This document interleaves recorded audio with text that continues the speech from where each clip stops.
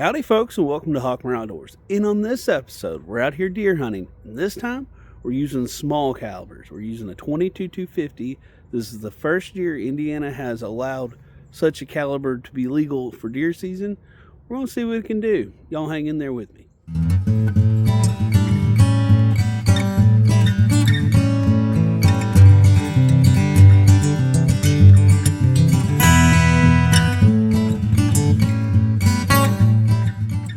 There's been a lot of pushback about using smaller calibers on deer this season.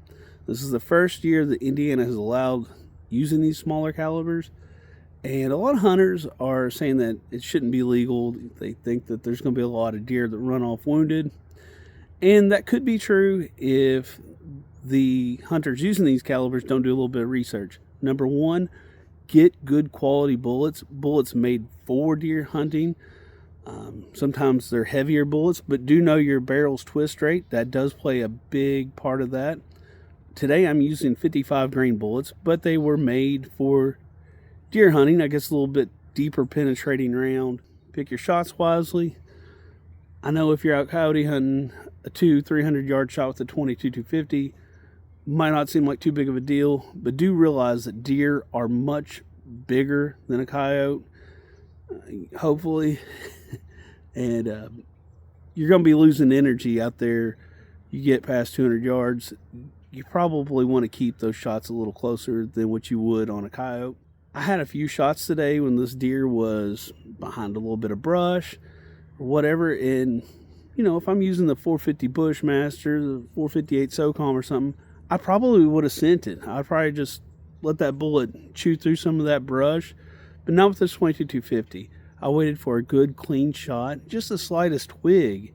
Even though this thing's going like 3,600 feet per second, it's going to lose a lot of energy on that 55 grain bullet if it hits something, or it's going to get blown completely off course and you're going to miss or wound an animal. Another thing to keep in mind is shot placement. I grew up here in Indiana, and when I started hunting, it was slug guns or pistol calibers or whatever. Heavier bullets typically. And with those heavier rounds, you could take out big skeletal groups. So what I mean by that is you could take a shot at a deer's shoulder, completely destroy that shoulder. It's going to go through the vitals in the middle and then probably keep going through the next shoulder. With these smaller calibers, do not take a shoulder shot. You know, that's a big, heavy bone there. And with these smaller bullets are designed to, they go in and they dump all their energy quickly. So if you hit that big bone, it's going to dump all that energy on that shoulder blade and may not get past it to get into the vitals to kill that deer.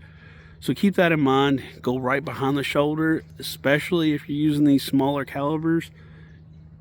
That bullet's going to be able to penetrate inside that deer and then, you know, deliver all that energy, and that's what kills that deer. So just keep that in mind.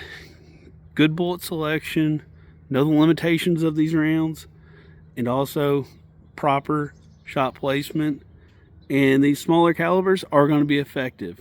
I watched this deer go down. I gave him just a few minutes to expire.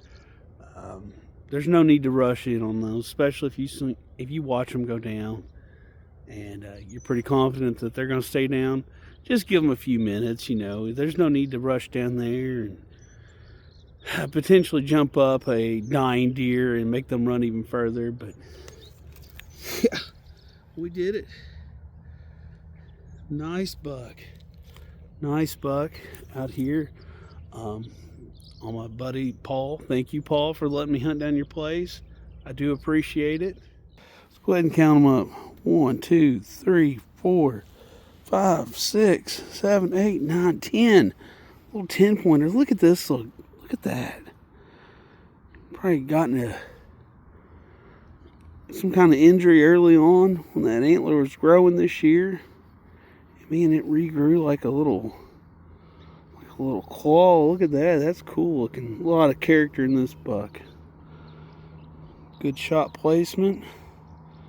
22-250 rifle, about 10 to 15 yards out. He made it. Here's the dead deer. And I was in that wood line, just sitting on that ridge. I don't know, he ran 60 yards maybe. Good deal, guys, good deal. All right, here comes the fun part. Got to field dress this bad boy. And somehow, he's a big bodied deer. We got to get him back to the truck.